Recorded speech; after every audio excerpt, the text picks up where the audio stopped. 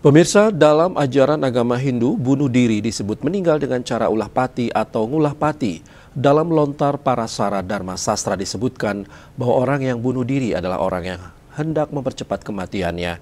Hukumannya 60.000 tahun dalam kegelapan neraka.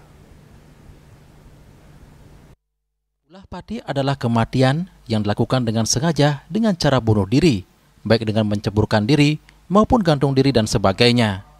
Perilaku ulah pati biasanya dipengaruhi sifat mudah menyerah, cepat putus asa, dan pesimis tanpa berpikir panjang dalam memecahkan masalah.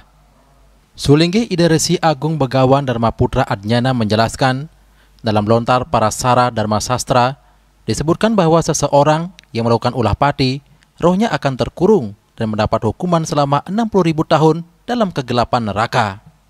Selain itu, semua orang yang menolong, membuat upacara, sulinggi yang memuput upacara, bahkan yang mengantarkan ke kuburan dikatakan ikut berdosa karena orang ulah pati. Tempat yang digunakan sebagai tempat ulah pati juga akan menjadi cemar berkepanjangan. Untuk itu di tempat ulah pati harus dilakukan upacara penyucian dan pengulapan. Jadi apapun namanya salah pati, ulah pati itu sangat dibenci atau tidak direstui oleh kitab suci dan oleh Tuhan. Karena Tuhan memberikan kita kehidupan untuk memperbaiki diri, bukan untuk melakukan bunuh diri, diberikan kesempatan ini.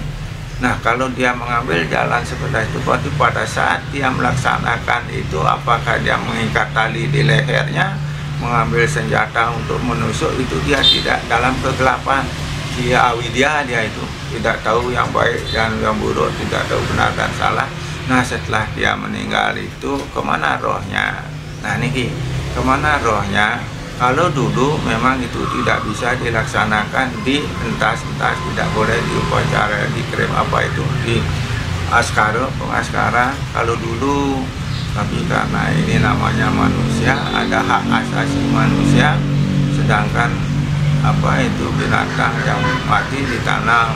Nah ini karena ada Bisamo, itu Sulinggi mengeluarkan Bisamo tahun 61 atau 51 di mana itu namanya di Samuan Tiga. Nah itu dibolehkan kewalau uang mati, uang ulah pati benang kepodo dengan uang mati benar bisa diupacarai.